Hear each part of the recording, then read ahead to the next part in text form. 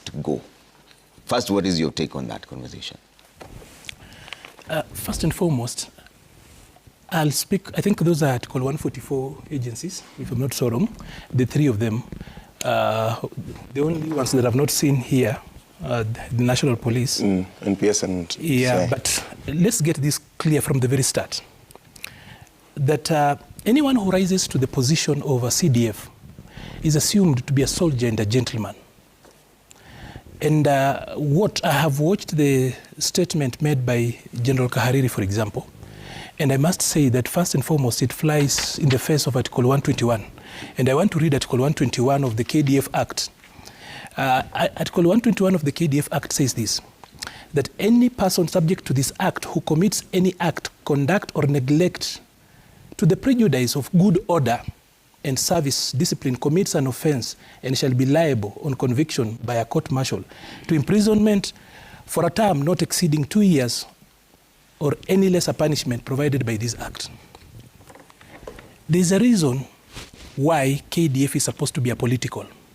He cannot in one, and this we must condemn the CDF for actually making an attempt to meddle into the affairs of the citizens. There's a reason why CDF should be apolitical.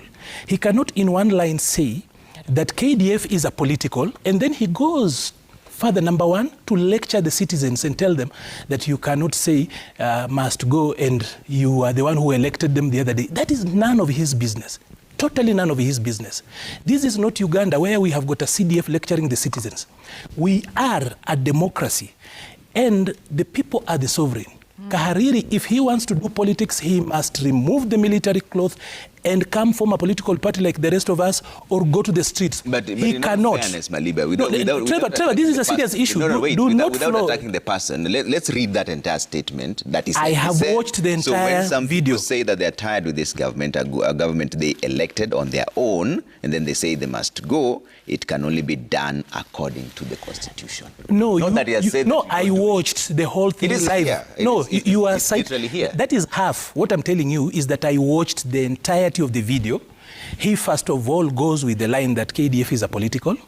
Then as he proceeds, he goes ahead and says that when you start talking about must go, there's a part that is actually omitted in that excerpt where he says you elected them and now you are starting to say must go. How we choose, what the people choose to do with their vote is none of his business, and he should not lecture the people that since you elected them, you cannot say must go. I am talking about for 5 years. I agree. Actually, the Constitution that he speaks about clearly gives we the people the right to recall our leaders. And by the way, saying Ruto must go is constitutional. It is. Just like, by the way, after he has actually come and invited himself into our affairs, I can boldly tell you that Kahariri must go for breaking Article 121 of the KDF Act. Okay. Now, quickly, I will tell Nordin Haji, during this holy Ramadan month, that he leads Kenya's most sacred agency. There's a reason why we have given him that agency that no one else should actually be looking into. There's a reason why he has got power beyond any other. His agency has got power beyond any other. The chief who leads a sacred agency, that is the holy grail of our national security. He should stop PR. He should stop being out. He does not lead a Gestapo. He does not lead some secret police that is supposed to be going out and doing propaganda. A good intelligence agency, and the one that we actually envisioned in the Constitution, is one that is felt, not seen or heard.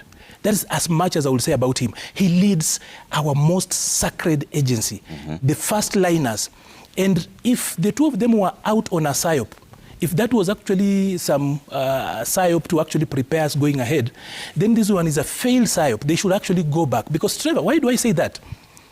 We are going to elections.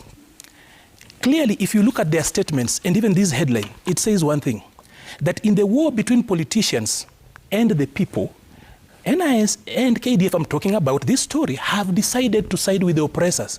They did not, for example, talk about abductions, which both their agencies have actually been pointed for their members playing a role. They didn't say that.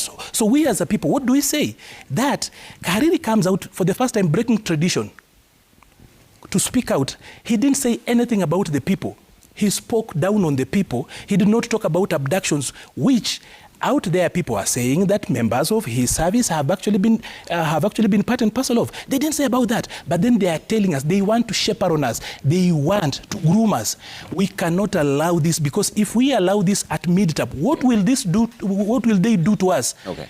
In the election time, we cannot allow them to actually do this. They must be condemned. Yeah. They must go back to where they belong. And if Kahariri does not want to be the CDF, he should come out here and do politics. Otherwise, he cannot be a Mhozi here.